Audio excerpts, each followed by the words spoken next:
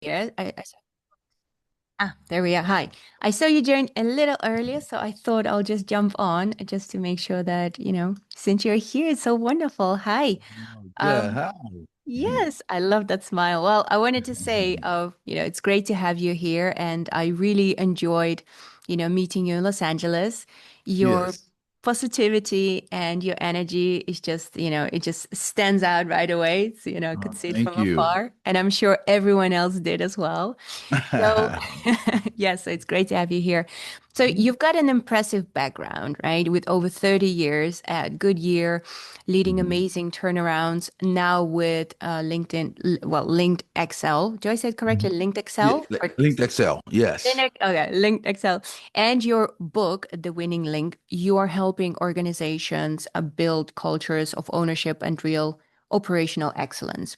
Hmm. Well, I'm really excited to dive into your story. So looking back, right, what is a decision or moment that you've experienced in your career that felt risky or maybe unconventional, but ended up shaping your leadership philosophy? Well, leaving home. I'm from Texas, right, which is a big state in the United States. But I had to go. My first assignment with Goodyear was to move away from home, from my comfort zone. My mom, those things that were always there for me, to leave it. And remember the saying, if a bird lands on the branch, right? It's around trusting your wings. And so at that point, my mom told me, if I fight your fights, I'll steal your victories. And Wow. so you have to go out there and learn. So at that point, I knew I had some leadership skills, but that pivot point was to go out there and have to accept the challenges, the tough calls, right? To work night shift and not think that I was above night shift. And so that was the first thing when I was really young. But from a standpoint of a pivotal point in my life, it was now to take those assignments that I deemed that were bigger than me. I deemed Mm. that were impossible. Right. Mm. And so again, you're going to hear a lot of Billy anecdotes that I bring out, and I only do that I so like that those, people by the can way, really, yeah, to put them into perspective, so that people can see themselves. And often my mom would say, "Fear, do you forget everything and run, or face everything and rise?" That's a really good one.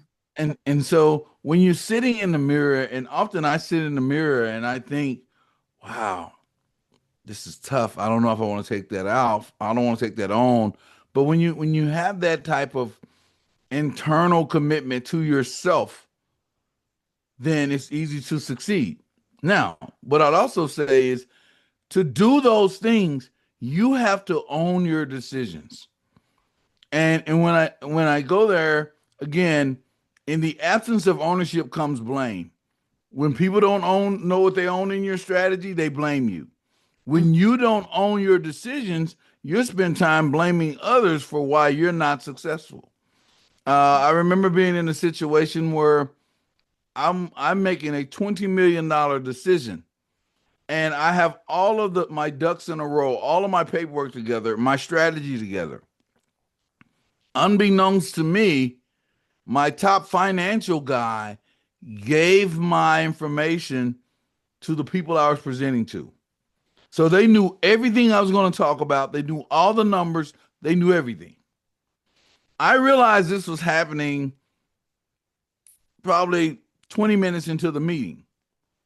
And so I walk up to the board. I grab the marker, and I write on the board, "It's obvious you know all of the information.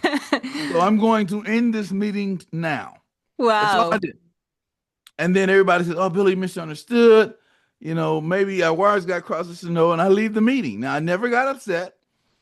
The next morning, that person was waiting on me. The financial person was waiting on me. And when I got into my office, I asked the person to please leave. And he says, "Why?" And I said clearly, "I'm not mad at you. I'm mad at me for trusting you." Mm. And I Mm. moved on. Wow. Well, that's an incredible, there's so many aspects to learn from that moment, isn't it? Yeah. But When you it's so own, true. Yeah. yeah, so you have to own your decisions, and then it's quick to pivot. It's quick to Right. do the things, like failure is just a part of it. Yeah. It's a part Yeah. of it. Do you know sometimes, speaking of failures being part of that, because there's something that I've been, when I talk to people, I kind of think or say to them, or my realization is that the biggest fear people have is not fear of failure, but fear of success. Mm-hmm. Mm-hmm. I Mm-hmm. can feel that myself because I feel like when I'm elevating, when I'm leveling up, oh my Mm-hmm. goodness, like I get a lot of backlash around me. Yes. Okay. Yes. Like Absolutely. crazy. I lose people, I lose friendships. Like I'm talking about family members who go against me. There's jealousy, there's so many Absolutely. things, and it starts to eat on you. Like, am I doing the right thing? Am I doing this wrong? Or Mm-hmm. self-doubt, right? Like, oh gosh, Yes. what's going on? I thought I'm doing well. Yes. So I Yes. think it's a fear of success rather than fear of failure because failure, as you said, it's part of it. It's so normal. It's so So normal to normal. fail. It's so normal. And being successful sometimes is being very lonely. And and it goes back to what you just said. A lot of the CEOs and executives I coach, they have that in common. It's lonely. And I like to break it down for the audience. What do you mean by it's lonely? And I'll say, let's just take it out of context. Let's just use Taylor Swift. Mm, Taylor Swift can't go to the mall. Taylor Swift can't go to the movies. So even when she goes on tour, she has to stay confined in some area. Whereas you and I can go to the movies, you and I can enjoy those subtleties of life, and it's not as lonely. Now, I have the best fun when I go home and I go to this little old place that I go to where my friends hang out and talk. Now, nobody that knows Billy Taylor, this speaker or this businessman, they know of him, but they just know Billy. right. And I have so much fun. Now, just think of the event we were at together, Mm, the JT Fox event. I was in the hallway, I was in the audience. I didn't stay confined to no green room. mm, And because I didn't want to be in that space, And why not, if I may ask? because you're just back there with a TV. That's why. Well, I get Right? that. Okay. If you Yeah, have some but other that's great it's people, lonely. yeah, it It's is lonely. lonely. Yeah. I mean, at some point, you're back there and you're just talking. Now, I like going back there for a moment, but I'd rather be out socializing. The thing that motivates human beings, right? Right. And so, as humans, we've got the four basic needs: the need to be heard, the need to be respected, right? The need to be free to be who we are, to express ourselves, Right. right? And then that last need, listen, I'm somebody, I feel comfortable. I love this person, so I'm going to express who I am. I'm going to dress the way I dress. Mm, I'm going to show up the way I dress. I'm going to show up to be Billy. Like I said, I don't wear my jackets for no one else. I wear them for Billy because Billy feels good about Billy when he does that. Right. And it's no different than you. It's just like being in a relationship. Business is like being in relationships. yep. And You relationship want is business, like marriage is it is. business. It's all, It is. It yeah. is. Now, if you're dating someone, you know what you want more than anything else is to be valued, to Yes. feel valued. Right. That's it. Yes, absolutely. And if you get your hair done, if you wear a nice outfit, it feels good for someone to acknowledge it and be sincere. Be sincere, Right. Yeah, yeah. right? Yeah. Ooh, how are you doing? That's a nice outfit. I like your fit. I like your outfit. I like the way you dress. Your hair looks nice. Now, that's just being complimented. They walk away, and if they have sincere intent, you smile and say, "What? Thank you." Yeah. Well, And by then, the way, you do look great, I have to say. I like that bright night, the shirt crisp. It's not oh, white, but it's like baby blue, right? yes, Yeah, yes, yeah. yes. Very nice with the jacket. So thank you for putting that. Well, Oh the no, you're effort for welcome. yourself, and then of course back to me, and I There can you go. say back to you. I love it, Yes. of course. Yes. Well, Billy, just going back to, the failure and, success and failure.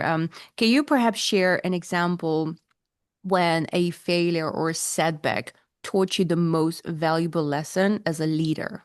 hmm Sure. I was a young leader in my 20s, leading probably a staff of 1,400 people.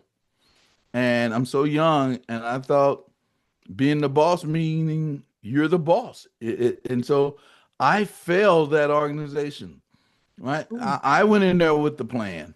I went in there with how we're going to lead. I went in there, and you know what? I failed. Okay. And what I learned was if you're going to lead or start to drive change, the lesson I learned was the best leaders, the best business owners, they do change with the team, not to the team. Mm, See, if I do it with you, it's ours. mm, If I do it to you, it's yours. And people check out. And so that was the first one, do it with the team, but it was two. The other one was if you don't set a standard, then that is the standard. That means there's no rules. And so mm, I set standards when I coach youth sports teams or when I lead a business. Here's the standard for how we're going to do business. Here's the standards how we're going to operate. And then I hold people to those standards because I often say if you want to be great at anything, be hard on the process mm. standard so you can lead easy on the people. That's And so so, valuable, yeah. yeah, so if I walk in and say to you, Julio, here's the rule. We're going to be here at 8 o'clock every morning. And at 8 o'clock, this is what we're going to do. We're going to go into the conference room and all the chairs should be lined up. We come in the morning and you show up at 8:15 and we never get the chairs lined up. If I come to you and say, "What were you thinking? We've had this discussion. Why don't you get here on time? I'm getting tired of this." You actually check out on me. I may feel good about the fact that I got all over you and yelled at you and thinking I'm the boss. Now, let me show you what an effective leader would do. And you, how are you doing? Listen, we said we're going to get here at 8. It's been 3 days. You've came here at 8:15. And we also said we're going to line the chairs up. That's what we agreed on as the process, as a standard. I'm going to ask you a simple question. What do you need from me to get here at 8 o'clock? Because it's unacceptable. What do you need from me to get here at 8 o'clock? Because I'm not going to change 8 o'clock. And then I paused. Mm, that's a really good one. That's like, Absolutely. So yeah. now I'm changing your mindset. I'm changing your behaviors, right? And so one of the things that I've learned early on is behaviors you can see, mindsets you can't. No. And so how do you change mindsets? You do Right. that through standards and you do that through being hard on the process. When I Mm, drive my car, there are street lights that I have to abide by. There are speed limits. Those are called standards. right. And Yeah. when you get pulled over because you violated the standard. Standard. There you Yes. go. That's There you go. amazing. Honestly, that's like, especially thank you for giving that example. I think that's so valuable. And I noticed that with any project or even like when it comes to parenting, for example, Absolutely. just like you got kids, right? Yes. Yeah, Yes. so you may have noticed that as well. Like, just like telling them off or things like that. It just doesn't really work. It doesn't work. But like as you said, the first thing, I feel like setting that example yourself, like with parenting, if you say, Mhm. don't do this because it's not good for you, but then the next thing you turn around and you do exactly the thing you said not to do, you know, Absolutely. then Absolutely. they give you back like, yeah, but you said that. So anyway, so I really Mhm. believe in that. It's like walking the talk, right? Do the Yes. thing that you preach or teach yourself. Yes. And when Yes. it comes to the culture, the company culture, you're with them. You're not telling Mhm. them. You're with them. Like we are part. Hey, I made a mistake. Listen, That's I right. did. Yeah. That's right. So that's an amazing. Thank you for that example. And Mhm. how do you balance driving operational excellence with keeping teams motivated and avoiding burnout? I embed it. I embed it into the daily operating system. and right, it's what I do. Is for us when you talk about extreme ownership, right? I have to celebrate the red, not Mm. punish you for the red. If I celebrate the red, that means I make it psychologically safe. Then you want to get better. That's how I harvest the green. So what I mean by that is I make it a point, I call it make people visible, they'll make you valuable. Good Mm-hmm. leaders have those touch points within your whole operational excellence system. There's touch points for when you do good. There's touch points for when you have challenges. And so I embed that engagement into what you do. I actually have a Billy Taylor 2 foot rule. You get within 2 feet of me, I say hello. I don't care who you are. I don't care if you're a janitor. I don't care if you're a CEO. If you get within 2 feet of me and we make eye contact, I am going to speak. I am going to talk to you. And that's just a Billyism. Now, in my management Billyism. I system, love that. it is. It's a Billyism. Now, embedding in it, remember the human being wants to be valued. I'm Yeah. going to come back to that. When you're talking about motivation and engagement, the best coaches, the best leaders, the best companies, people feel that they are valued. And then you give them the opportunity to showcase the things they do well. Every time I'd go visit a plant, I just got an email from the Goodyear's corporate jet, the aviation. So we had a corporate plane, and I would take the corporate plane to go visit all of our sites. But the pilots and I would have so much fun every time I flew. They would love to see my name on the manifest. Billy's going to be here today, right? So one guy would go get these cookies from the store, and he'd bake cookies on the plane. And he wrote me last night on LinkedIn. Matter of fact, it's public. He put it out there. Billy, this is Kevin. Next time you're in Akron, Ohio, please stop by the Goodyear hangar. Now, why did he do that? Because I made him feel valued every time I was on that plane. I Mm, always said thank you. mm, I always said I appreciate you, Kevin. You know what was mm. amazing? At some point, Kevin would show up and he'd be having a cup of coffee, and I walked in. I said, Kevin, you don't have to have my coffee. I'm a grown man. I'm gonna stop at Starbucks. Can I pick you up? What's your favorite coffee? Right now, in most people's minds, when they become executives, they think they should be served. The best executive serves the one they lead. And when you keep that in mind, you'll keep growing. Mm, You'll keep growing no matter how much money you get, no matter how big your title becomes. mm, What makes you big is how you show up. mm, What makes you big? Now, you can't be accessible to everyone mm-hmm. because now, right, if, listen, there was a point in time where we were in California that I went to get I think I went to get a cup of tea, and Dennis texts me and he goes, Billy, you've been out there for 40 minutes. You're good. And I'm like, no, I've kind of got stopped for a couple of interviews. After the last one, I need to cut this off because I need to be somewhere in 10 minutes. Now, it's not because I was rude. I had made a prior commitment, Right. right? I remember seeing you there when we talked briefly, right? And when you reached out to me, my response was very quick. Sure, I'd love to do the podcast because that's in my DNA, my leadership DNA. Mm, And you have to, but you know what? It starts with loving you. mm. Once you love you, Yeah. then you can change hearts and minds. Love yourself first, right? That's right. From the from inside out. That's right. Yes. Yeah. That's and I help a lot of my friends. So I do a lot of personal and I do it free, pro bono. I don't take their checks. They Mm, ask me about how do you grow your businesses? Why do so many small businesses fail or stall out? And I was recently doing an event in Cleveland, Ohio. I think it's Friday, and it was probably one of my better answers. And the person says, Billy, why do small businesses fail? And I says, well, you're going to hear the old cliche, oh, they work in the business, not on the business. And that's what I says, let me put that in a Billyism. mm. And I said, I will it's, remember this Billyism. and I said, let's talk about hamburgers. And I said, so give me the best hamburger place in Cleveland.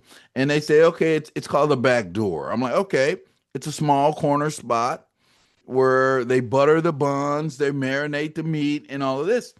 And I said, wow, that explains to me why they fell. And the person says, what do you mean? I said, okay, what company makes the most money selling hamburgers in Cleveland? And they said, oh, McDonald's. I said, okay, so why is McDonald's so successful? Because they work on their business. They focus on letting you know what they provide. They focus on letting you know the value that they have for you that entices you to buy. Where the person that worked on the corner is working in the business. They Mm, spent all day buttering the buns. They spend all day marinating the meat so that that burger is okay, but they spend very little time letting you know that that burger exists. Now, in the audience, I says, I'm going to sing a song. I'm going to date myself a little, but I'm confident that at least 20% of the people in this room can finish this song. And everybody in the room, that's everybody ready. And I said, yes. And it's a song that I used to hear as a young person growing up. And I said, it's two all beef patty, special sauce, lettuce, cheese. And everybody says pickles, onions on a sesame seed bun. I said, how do you know that? They said, that was McDonald's biggest commercial. I said, oh, mm. There so you McDonald's, go. Bingo. and the light came on. They focused on letting you know what they're selling you, Yeah. their value. And in fact, they quoted their standard operating procedures in the song, and you never caught it. They said, when you build a burger in McDonald's, it's two all beef patties, special sauce we have. We put lettuce, cheese, pickles, onions, and we put that all on a sesame seed bun. And you bought it. And you bought it. And I said, that's the difference in the two. Yeah. Because Yeah. if I know you, I'd say, okay, Julia, what are you selling? What's your value proposition? What's your song? What's your two all beef patty, special sauce, lettuce, cheese? What's it? What's your song? And if you're not talking about that in your social media, Mm, right, then people really don't know. You become popular, but you don't become rich. right. Billy Taylor said, what do you do? Billy Taylor, I'm an execution expert. I help you win. How do you do that? I have a system. I build and implement a system that helps you define winning with clarity, your strategy, align winning, deploy it so everybody knows what they own in your strategy, and execute. I help you build an engine that you don't even need me. And when I walk out, I guarantee you, if you're losing $1 million a month, I'll have you breaking even in 3 months. That's what I do. Bam. And right, that's my two all beef patty, special sauce, lettuce, cheese, pickles, onions, right I there. love that. I love that. Thank you. Well, I'm happy to maybe another time, maybe because I know you have a podcast as well, by the way, right? So, Yes. yeah.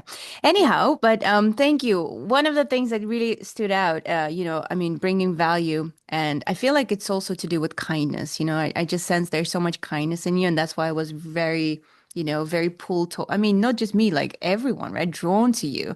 And that's like, is that energy, right? From within the love for yourself, love, kindness, the values that you bring. And like, as Yes. you've mentioned, everyone wants to be valued. And I think that goes for anything, right? When it comes to relationships, right? Why a lot of Yes. relationships break down because people don't feel valued, I think, right? And they search elsewhere. They do. Or businesses, the same thing. If you don't feel valued by your employer or your, business Yes. partner, things go like Yes. that.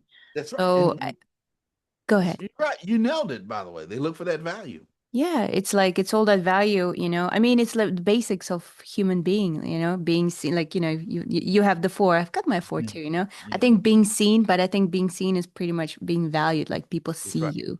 They That's right. see what. Yeah, well, thank you. There's so many other things I would love to say or share or like exchange, but time is very valuable. So I really appreciate your time today, Billy. Thank you so much You're for welcome. shining your sparkling light on the audience, your smile. So love to connect with you. And, I look forward to Absolutely. keep on connecting. And if there's anything else you need, what I do is I elevate people's personal brand executive. So I make sure that you don't need me after all. But, There you go. you look There you good. You go. look good. You look like, yeah, Thank well you. done.